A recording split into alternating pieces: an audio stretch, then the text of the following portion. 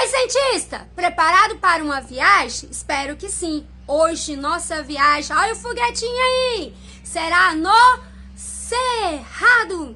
O Cerrado ele é considerado, através da sua extensão territorial, olha aí no mapa, o segundo maior bioma brasileiro. Ele perde para quem? Tempinho para a pausa. Para a floresta amazônica. Então, mas mesmo assim, ele tem uma fundamental importância. Nós vamos descobrir hoje aqui. Quais são? Primeiro, ele é um elo de ligação entre outros biomas. Quais são? Entre Pantanal, Floresta Amazônica, Mata Atlântica, Caatinga. Professor, então sobrou só o Pampas. Correto. Mas mesmo assim, ele tem a sua importância para o Pampas, sim. Qual é? Pensa um pouquinho. Se ele não liga territorialmente, não tem uma divisão, o que ele tem a ver com o Pampas lá no sul? Lá no sul, lá embaixo, lá no mapa, olha lá no mapa. Ele tem a ver porque algumas dos afluentes, algumas das nascentes, nascem no Cerrado e a água vai fazer o seu percurso e vai para o Pampas. Mas hoje eu quero trazer para vocês algumas curiosidades e algumas informações. No decorrer do vídeo vocês vão entender. O Cerrado ele tem característica única. Entre elas, ele é chamado de floresta diversa. Floresta inversa. Por quê? Pensa aí. Inversa. Será que é o contrário? Inversa é o contrário. Então, floresta de cabeça para baixo. Por quê? Nós vamos entender no decorrer do vídeo. Outra característica. Ele se adaptou tanto que ele tem um isolante térmico, um dos seus poderes. Mas é só isso? Não. O Cerrado também ele é considerado caixa d'água. Não essa caixa d'água aí. Melhor essa aqui, né? Vamos pensar nessa aqui que é naturalmente. Caixa d'água do Brasil. Ok? Ele também é considerado, devido às suas características bióticas, lembrando que característica biótica é vida, tudo que é biótico é vida. Devido às suas características bióticas, ele é considerado savana, savana brasileira. Por que ele é savana brasileiro? Você vai ver no decorrer que eu fui lá no campo para explicar para vocês. Ele é considerado savana brasileira. E ele é muito, muito rico. Nós brasileiros temos essa herança. Tudo natural. Ele é a maior savana em biodiversidade. Quando eu falo biodiversidade, vocês vão ver aí vários tipos de animais, vários tipos de vegetais. Então, a maior biodiversidade do que a savana africana. Pensou no Madagascar, né? Pensou em vários desenhos animados, pensou aí na savana. Isso mesmo. Então, o Cerrado é uma savana e ele tem maior biodiversidade do que a savana africana. Só isso, professor? E tem mais coisas sobre o Cerrado? Sim, ele é uma adaptação. Ele sofreu várias adaptações. Vamos lá. Estou aqui pensando que você, cientista, vai estar achando, também pensando, quando eu falo de savana, você pensa na África, você vai achar que vai vir uma girafa daqui, um leão dali. Não, meu cientista. Cada savana tem característica biótica, ou seja, dos seres vivos dela. O nossas características, o nosso cerrado, ela tem onça, o que não tem na África. Lá na África vai ter o leão, vai ter a girafa. O que a gente quer trazer para vocês nesse vídeo? Que o cerrado é savana porque ela tem essa vegetação herbácea, essa gramínea e tem as árvores com espaçamento uma da outra, que vocês podem ver uma da outra. aqui e ali. Então, meu cientista, savana é isso. Vegetação herbácea e vegetação com espaçamento. O que é espaçamento? Um espaço da outra. Ela tem esse espaço uma da outra. Então, isso significa savana. E a savana brasileira, que é o cerrado, ela tem a maior biodiversidade. Quando eu falo isso, vocês estão vendo aí vários animais, vários tipos de planta aí no vídeo.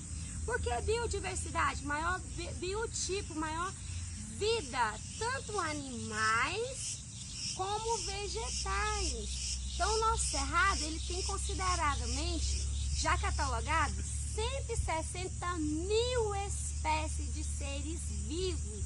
Então, cientista, eu quero mostrar para vocês uma adaptação do cerrado, que é essa casca grossa. Isso aqui é um isolante térmico. Pensa aí em um isolante térmico. Esse tipo também é isolante térmico. Esse tipo também é isolante térmico. Mas hoje nós estaremos falando sobre um isolante térmico biótico, que é essa casca grossa. Olha para vocês verem. Essa árvore aqui do cerrado, ela sofreu queimadas. Mesmo assim, ela se adaptou e devido a essa casca grossa, o caule dela ainda está vivo. Por quê? Porque ela teve esse isolante térmico, que é essa casca grossa. O que acontece? O cerrado é o único bioma que consegue pegar fogo sozinho. Como isso acontece? Pensa aí. Pode ser. Pode ser também, mas não são esses tipos. O que acontece? No fim do período de estiagem, que é o período que acaba esse período seco, que as herbáceas, que são essas graminhas aqui e essas atrás que vocês estão vendo, elas estão bem secas. Então, acabou esse período de estiagem, vai começar o período chuvoso. Viu um monte de chuva aí, né? Então, esses períodos chuvosos, ele vai vir com tempestade, que vai vir raios e raios. Esses raios, eles são com descarga elétrica, que vai cair nessa herbácea e o cerrado vai pegar fogo. E esse fogo vai ser em grande escala. Então, se não fosse esse isolante térmico, essa casca grossa, na maioria das árvores do cerrado, ela ia morrer. Então, como vocês podem observar, mesmo com essa queimada que ela sofreu, ela ainda sobreviveu devido à casca grossa. Esse aqui, ele é branco por causa da areia, porque estamos perto da Serra Dourada. Mas, no geral, o que é essa porosidade no cerrado em geral? Essa porosidade é que a água da chuva que vem, ela vai penetrar facilmente. Ela vai entrar pelo subsolo e ela entrando, ela vai 20, 30 metros de profundidade. E ela vai levar os pouquíssimos nutrientes que o solo tem. Pouco cálcio, pouco fósforo, pouco zinco. Então, esses nutrientes, ela vai ser todo levado. Mas, professora, porque ainda existe fauna, porque ainda existe flora, porque ainda existe floresta, existe planta. Como vocês podem observar aqui, nós temos o quê? Matéria orgânica. Então, essa matéria orgânica, como vocês observam, que é o resto de vegetação, o resto de animais mortos, ela vai fazer essa camada aqui de proteção do solo pobre, então vai ser os únicos nutrientes que tem. E eu vou explicar nesse vídeo ainda o que a falta de zinco faz com o solo do cerrado. E o solo do cerrado, ele é rico, mas rico em alumínio. E você vai ver o que esse alumínio faz com a flora, que é a floresta. Como eu estava falando para vocês, o cerrado, o solo dele é riquíssimo em alumínio. E o alumínio, ele faz com o quê? Não é esse tipo de alumínio. Esse alumínio, ele vai fazer com que essas árvores, ou seja, a flora do cerrado, ela vai ter uma característica única. Você pode ver que as árvores do cerrado, todas as árvores, elas são bastante tortuosas, então são tortas, devido ao alumínio. O cerrado Cerrado ele tem outra característica, ele é de pequeno e médio porte, devido ao quê?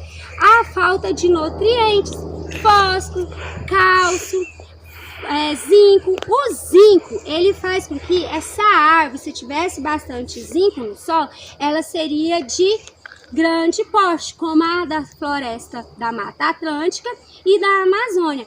Mas aqui no Cerrado tem pouco zinco. Esse zinco ele vai produzir um hormônio chamado ácido hidrolacético.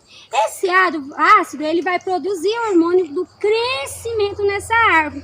Então, quando essa árvore aqui do Cerrado ela tá fazendo a fotossíntese, tô aqui pensando, por que ele é considerado floresta inversa? Pensou também? Vou te explicar então. Por quê? Pensa aí. A raiz do cerrado das árvores, a raiz dela, são bem profunda. Por dois únicos motivos, que eu vou falar bem breve para vocês. Quais são? O primeiro, devido à queimada. Eu vou levar vocês no cerradão, vocês vão entender um pouquinho também. Essas queimadas, a vegetação, ela se adaptou, como você tá vendo aí. Então, a raiz dela ficou profunda, ela buscou sobreviver no subsolo, como vocês estão vendo essa imagem aí no vídeo. Então, ela percebeu que ela guardando a genética biológica dela, a vida dela debaixo do solo, ela poderia sobreviver a alta temperatura. Meu cientista, tá pegando fogo em um bioma, em uma floresta, tem uma temperatura ambiental acima do solo e abaixo do solo tem outra temperatura. Então a vegetação, devido ao cerrado várias vezes sofrer queimadas, que você vai ver que ela também pode ser naturais, que elas podem ser naturais, se adaptou. E essa raiz, ela foi profunda e entrou pro subsolo para conseguir sobreviver. Um dos motivos. Outro motivo, meus amores, o nosso solo do cerrado, ele é bastante poroso. Cientista, como eu estava falando para vocês, o outro motivo é porque, além das queimadas, essa raiz ela foi se adaptando. Milhões de anos, foi compreendendo que o bioma ela poderia sobreviver, guardar essa árvore, herdar essa árvore debaixo do solo, proteger das várias queimadas que tinha. Ela fez outra adaptação. Como eu vou trazer para vocês no vídeo, o solo do cerrado, o solo, como mostra essa imagem aí, o solo ele é muito pobre. Ele é pobre em nutrientes, em fósforo, em cálcio, em zinco, em matéria orgânica. E aí, além de ser pobre, o solo é poroso, como vocês estão vendo uma imagem de solo poroso aí. Um solo poroso, observe bem para vocês verem, ele tem alguns buraquinhos. Então, quando a chuva cai, ela já cai, do jeito que ela cai no solo, ela já infiltra. Ela infiltrando, ela leva todos os seus nutrientes da camada do solo, a camada que a gente vê, não do subsolo. Então ela vai infiltrar rapidamente, levando esse material orgânico. Então a raiz ela fez com que ela se adaptou, ela aprofundou, buscando água, buscando nutrientes, buscando sobreviver abaixo do subsolo. Então, por isso que o cerrado é considerado uma floresta inversa. Alguns autores chamam de cabeça para baixo, porque suas raízes são muito longas. Às vezes você vê uma planta desse tamanhozinho, uma flor no cerrado, eu amei, vou levar para uma pessoa que eu gosto, para minha mãe, para minha tia, para alguém que eu gosto. Você vai tentar arrancar e a raiz está bem profunda por causa disso, uma adaptação natural. Estou aqui pensando quando eu disse que o cerrado é considerado berço das águas. Meus cientistas estão pensando nesse tipo de berço. E quando eu falei em caixa d'água, eles estão pensando nesse tipo de caixa d'água. Mas quando eu falo, eu penso em fatores biológicos, biótico, pode ser mais essa aí, uma cachoeira, como vocês estão vendo. Porém, o que eu quero que vocês entendam? No Cerrado, como ele está localizado no Planalto Central, como vocês estão vendo aí nesse mapa geológico, como ele está localizado num lugar alto de elevados planaltos, ele tem, olha para vocês verem a importância, leitos, isso é um leito de um rio, nascente, isso é uma nascente de um rio, de 12 bacias hidrográficas, como vocês veem aí no mapa, de 12 das bacias hidrográficas brasileiras, 8 nasce aqui no nosso cerrado.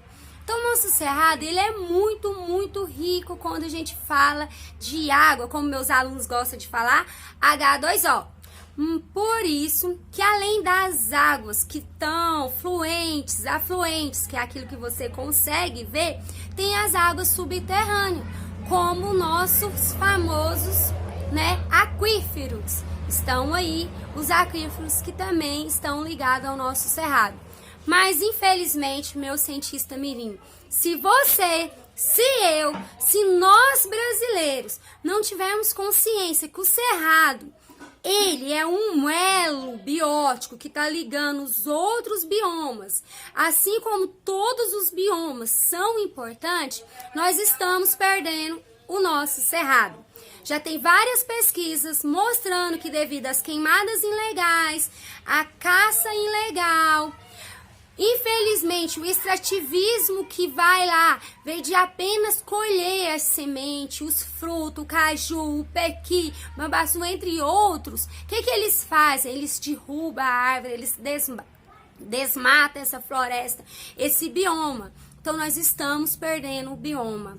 O cerrado tá ficando, depois em devastação, só tá perdendo, infelizmente, para Mata Atlântica, que foi devastada devido à colonização, entre outros. Então, vamos juntos cuidar do nosso cerrado, do nosso Brasil.